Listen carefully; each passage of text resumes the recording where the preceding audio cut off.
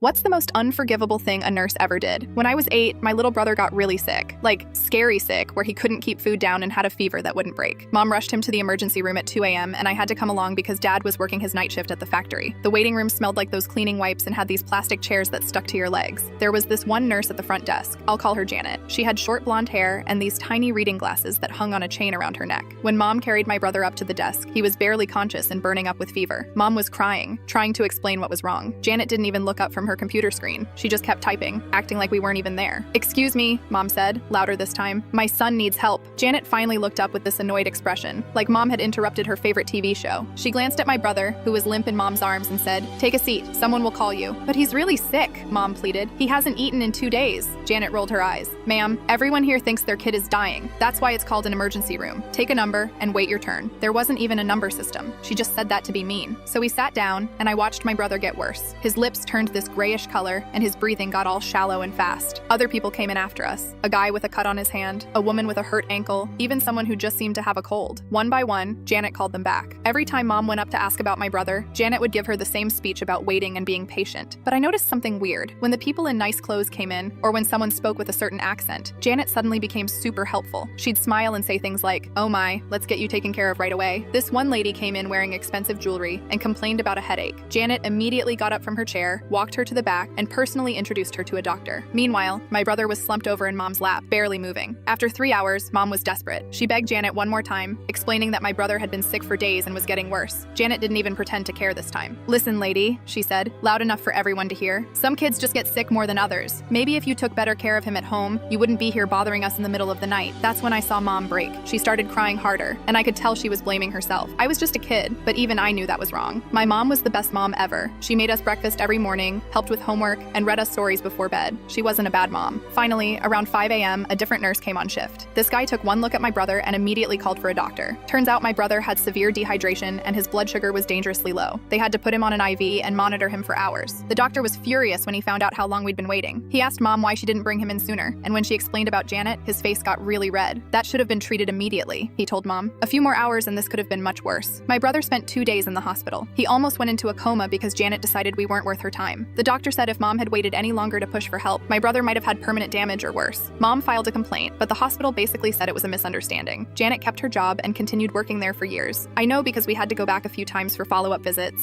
and she'd always give us this smug look like she remembered us but didn't care.